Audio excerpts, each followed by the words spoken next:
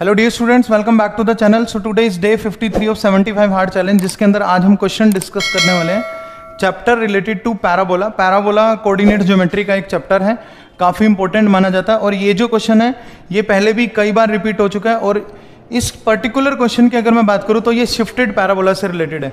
अगर आप चैनल पे पहली बार विजिट करें तो सब्सक्राइब जरूर कर लेना। और इसके साथ मैं सीबीएसई के 1 शॉर्ट्स भी बहुत जल्दी चैनल पे लेके आने वाला हूँ, तो आप उसके लिए भी स्टे ट्यून्ड। तो देखते हैं, if the length of latus rectum of the parabola whose focus is a, a, इसका बेस्ट मेथड मैं आपको बताने वाला हूँ, जिसका focus a, a and the tangent at its vertex is x + y = a। देखो, जब पैराबोला एक जगह से दूसरी जगह शिफ्ट होता है ना, तो लेंथ कभी भी चेंज नहीं होती। मतलब पॉइंट्स के कोऑर्डिनेट्स जरूर बदलते हैं लेकिन लेंथ कभी भी चेंज नहीं होते। तो ये इसी के ऊपर बेस्ड है। तो मोड ए का वैल्यू हमने यहाँ पे निकालना है। तो इस क्वेश्चन में हम लोगों को गिवन है एक पैराबोला जिसका फोकस है a, a। तो मैं ऐसा कोई भी एक रैंडम पैराबोला बना देता हूँ। इसके अगर फोकस की बात करी जाए तो वो a, a है। यहाँ पे इसका फोकस है a, a और ये टेंजेंट एट द वर्टेक्स है। तो टेंजेंट एट द वर्टेक्स और पैराबोला के फोकस के बीच का जो डिस्टेंस होता है वो स्मॉल a ही होता है। ठीक है, तो स्मॉल a हम पता करेंगे। तो ये टेंजेंट एट द वर्टेक्स क्या दिया हुआ है, x + y = a।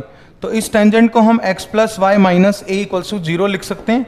अब ये ax + by + c = 0 के जैसे है। और पॉइंट है हमारा x1 y1।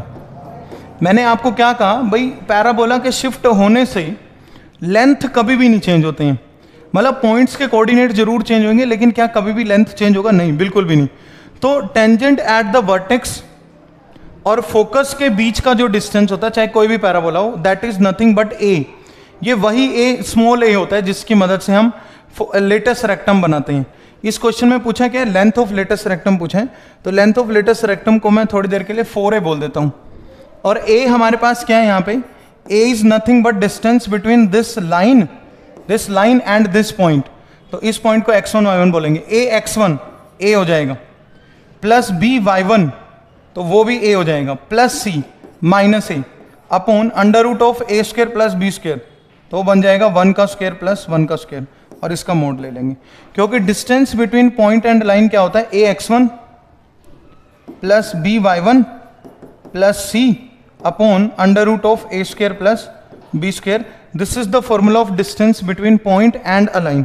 तो यहाँ पे आप ध्यान से देखो, a से a कैंसिल हो जाएगा। तो कैपिटल A का जो वैल्यू आ रहा है that is nothing but a/√2। कितना वैल्यू आ रहा है, a/√2। तो कोई भी पैराबोला हो, लेंथ ऑफ लेटेस्ट रेक्टम तो 4a बनेगा ना। लेंथ ऑफ लेटेस्ट रेक्टम कितना बनेगा, 4a। तो 4 × a/√2, 4 × a/√2। हमने तो मोड a का वैल्यू बताना है।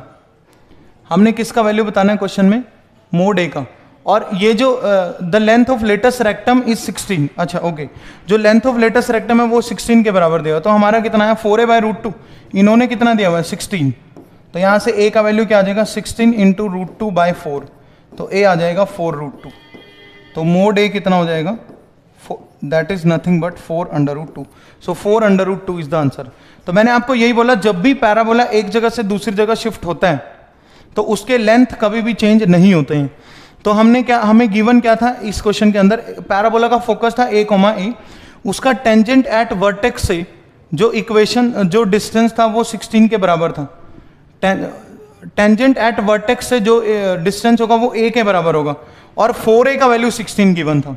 तो हमने कैपिटल A कैसे निकाला, distance between a, a and this line. तो ये फॉर्मूला लगा दिया। वो जो डिस्टेंस है वो a/√2 आया। लेकिन लेटेस्ट रेक्टम का लेंथ कितना होता है, 4a। तो वो आ गया 4√2, मतलब स्मॉल a 4√2 आ गया। तो 4a कितना होगा, 4 × a/√2। और ये किसके इक्वल गिवन है क्वेश्चन में, 16 के। Length of latus rectum 16 given है, वो 4a होता है। और a कितना आया, a/√2। a कितना आया, कैपिटल A कितना है, स्मॉल a/√2। तो यहां से मोड a का value 4√2। So 4√2 is the answer for this question. Thank you so much.